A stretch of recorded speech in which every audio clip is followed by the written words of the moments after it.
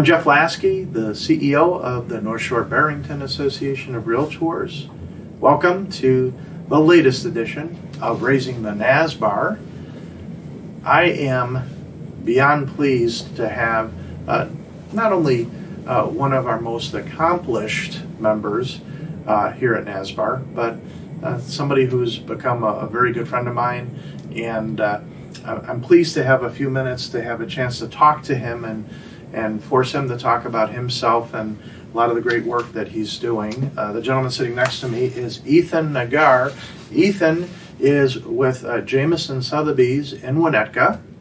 Welcome.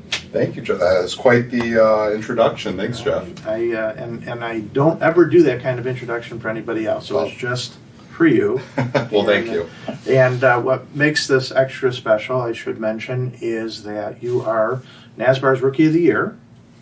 And not an easy thing to accomplish, to attain. So we'll talk about, and that's the reason we want to talk about the things that you're working on, because Sure. That's why you got that acknowledgement for the great work that you've been doing. So, but before I get there, Rookie of the Year, you're a young guy, especially, well, everybody's young compared to me, but what did you do before you got into real estate? Well, I did a couple things. So initially, I actually got a French culinary degree at Kendall College. Oh. And then, I worked in the kitchens, and I decided, this is, first of all, the kitchens aren't set up for someone that's 6'3". It was hard work and not the best pay. And, my family had been in real estate, property management, and construction management. So I did leasing on the weekends at my family's offices. And then I graduated from National Louis University, and after I graduated, I had experience working with my aunt in Florida. She's a general contractor and a realtor. I was literally working the back end of deals, dropping off earnest money checks. I had a friend down there that he did open houses, and I would help him set up because we wouldn't work on the weekends.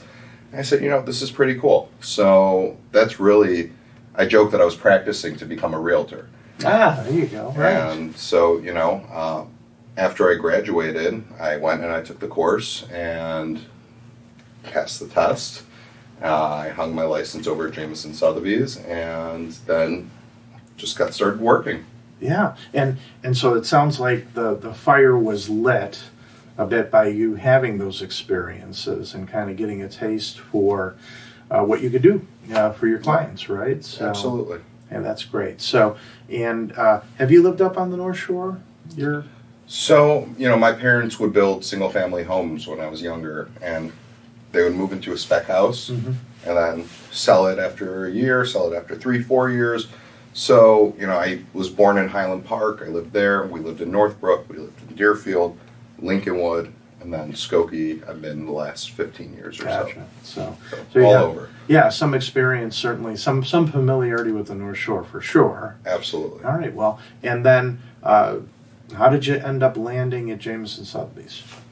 So, this is another, through my family, well over 20 years ago, my uncle and my mother had built a skybox outside of Wrigley Field for a broker named Michael Kaufman, and he worked at Jameson, and she said, Mike's been in the business a long time, talk with him, and I talked to him, and, he said, hey, Jameson's a great company, come on over, and, we work some deals together now, and that was really the only reason why, I gave Mike a call, and he just said, hey, it's a great brokerage, come on over. There you go. Now, did you have something in mind in terms of what kind of real estate practice you were going to engage in? What kind of business you were going to do? Or did that just kind of come about naturally? I would say that came about naturally. Residential was really the focus in the beginning. Now I would say about 20% of my portfolio is commercial. So I am getting a little bit into the commercial realm. But, I have quite a big sphere of influence here in the North Shore area. Just, I went to private Jewish school, and then I went to public school. So I just know people from a lot of different backgrounds, and at the end of the day, we're in a relationship business. And so I figured, residential is probably the best place to start out. There you go. Now, how did you or what led you, I should say, to getting involved with NSBAR, with the Realtor Association? Obviously, out of the gate, you've been a pretty busy guy, but yet you made time to become involved with the association fairly quickly. Can you talk about that a little bit? So it's an interesting story. Travis Wallace, a good friend of mine, he's also with Jameson. So our managing broker, Chris Stevens, who is he was a Realtor of the Year last year. So he had mentioned, hey, Travis, Rookie of the Year at NSBAR. And so, I said, I know that I'm a member of NSBAR, but, I did the orientation. It was during COVID, so I wasn't able to come into the office, and we were under construction anyways. We're in this brand new, beautiful co-working space now. And so I just reached out to Travis, and I said, hey, what's the deal with NSBAR? And he said, well, I started out on their YPN and eventually graduated to be Rookie of the Year, and I was on the board. And he said, how about you join YPN? And that was really, what led me. Just a phone call, and we ended up getting drinks and talking about it. And he said, join YPN, and that's what I did. Okay, so. And it's great that he's told you to do that, Yeah. But there must have been something within the conversation that led you to say, hey, this is something that would be of interest to you in some way, shape, or form. Well, I would say the biggest part was collaboration with other realtors, and then it graduated more into advocacy in the industry, as I learned more about what our local associations do, what the state association does, and the national association. So, YPN was really the incubator for me stepping further into leadership. And, I would say the camaraderie, it's very valuable when we're all independent contractors. We all have struggles. We all have, things to overcome. We could bounce those ideas off of each other, but then also there's great work to be done at the associations. Right. Now, and I'm thrilled to hear you say the word collaboration. That's something that is at the heart of our president, Katie Spaniak, this year talks about collaboration, cooperation, being more of a focus for our brokers to work together on things. Do you find that your participation, well, I'd say a rhetorical question, it sounds to me like you do find that your work with the association has benefited your business? Absolutely. When you're working deals, if you know the agent that's on the other side of the deal, there's more that you can accomplish. You communicate, collaborate. I don't look at realtors as my competition. I look at them as my collaborators, my friends. And, at the end of the day, it's so much easier when you can call that person up and say, hey, what needs to be done to make this deal happen? And, just have those open lines of communication, as opposed to if you're a total stranger, it's a little bit harder. You can still get things done, but there's less of a relationship there. And I would say I've met so many realtors just being involved in the association world. And then even meeting people at the other associations, the other YPNs, we've been collaborating with them. It's a great source for referral business, you have people out west, down south, that know people are inevitably coming to the North Shore. And if you build those connections, they'll refer business to you. Yeah, and this collaboration, this cooperation that you have with other people, especially in transactions, it has nothing to do with, it doesn't affect negotiating position, it doesn't affect anything like that. You hard negotiate, you do everything you need to do, but then once the deal's put together, you have people working together to make sure it gets closed. Absolutely. Yeah, at the end of the day, you have to still present a great offer, and, you have to guide your clients, especially through this hard, tough market, A lot of times the name of the game is over ask, and having those connections aren't just going to make it magically happen. You still have to perform as an agent and still, advise your clients in the right direction. Sure. Now, your initial involvement was with YPN, and I know you've stayed involved with YPN, but you've done other things as well. Absolutely. Here at NSBAR. Maybe talk about those things a bit. Yeah, so last September, I was inaugurated on the board of directors, and I also joined the Government Political Issues Committee because I'm interested in advocacy. And what my involvement in GPIC, government political issues, graduated into was us forming the RPAC subcommittee, which I'm chairing. And, what really made me want to get involved with RPAC was after going to Capitol Conference in Springfield and seeing, we're right outside the Capitol. They can literally see the Illinois Realtors building every single day when they're passing bills. And we advocate for homeowners, for the industry, So that was really what made me want to be, become a major investor, get involved with the RPAC, and help grow RPAC to our association. And then the last thing that I'm really involved with is I'm chairing the Events and Promotions Committee this year. And that was just based off of our involvement with YPN, growing the marquee events, what we call them, the Spring Fling, Fall Fest, and NAS Barbecue.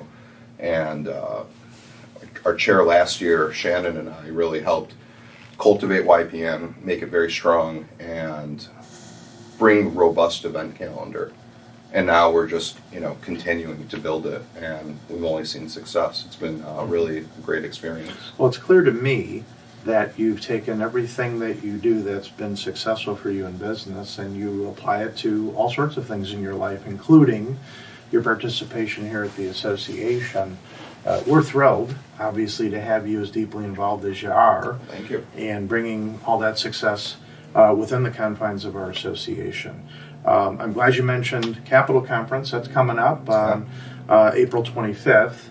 And just as a quick reminder to everybody, buses to take people down, no muss, no fuss. Have a great day with your cohorts. And more importantly is the effect that it has on our legislators. As you're saying, not only do they see the building, but now there's a day every year where about 800 realtors descend upon them. And it's a show of force. Yeah. It's to let these people, because they all know our feelings about it. We've got lobbyists that do that communicate about all of that. But it's the show of force. It's that we're all down there and that we care enough to spend a day down there. It has a real effect. Yeah, I mean, at the end of the day, we're seen, we're present, and, it's a special thing when people commute 5, 4, 3 hours, even 3 hours, 2 hours, depending where you are. We're all going down there with a single purpose, and that's to advocate for private property owner rights, advocate for the real estate community, and for the health of the real estate community, which, with record low inventory, there's a lot of concerns, and we want to keep things on track. Sure. This is your, one of a million moments for you to shine, but our moment to have you shine as Rookie of the Year. So did I forget to ask you about anything you want to make sure that our members hear about? Regarding? Anything. Did I forget to ask you about anything? No, I mean, this is the wrap-up, so yeah. Well, what I would really say is, consider, first of all, coming down to Capitol Conference. That's what really made things click for me in terms of, wow, we are advocates. We're not just advocates, we're effective advocates.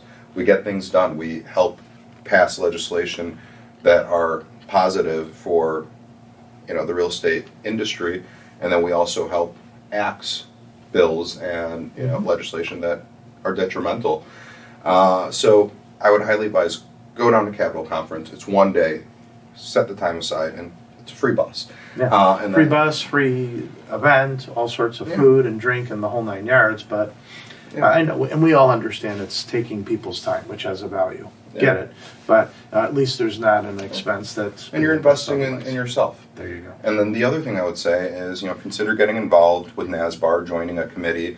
There's great work to be done here. And, one person can really make a difference, and that could be you. So seriously, consider joining a committee, or even if you have been involved, consider signing up for the board. The applications are open. And we'd love to have more great people be involved with our association, more collaborators, and, we just get great work done here. Yeah, more great people, the better. Really appreciate you taking the time to do this. Let's remind everybody, too, that if you're curious or not sure where you want to start off, YPN, great place. And I know it stands for Young Professionals Network, but we call it Your Professionals Network. And That's a young at great heart. place to get started. You know, go and join with a bunch of people and, you know, throw parties. You know, that's a good place absolutely. to start. And we partner with a purpose. You know, a Partner lot with of a our events are going towards NASBAR Cares, which is our philanthropic arm.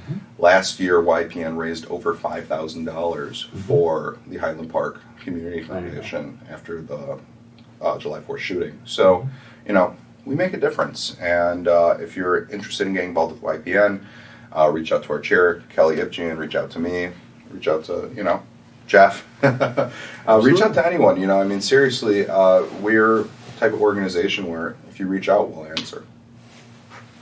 Really appreciate this time. Thank you very much. Absolutely. Thank you for tuning in to Raising the NASBAR. I'll see you next time.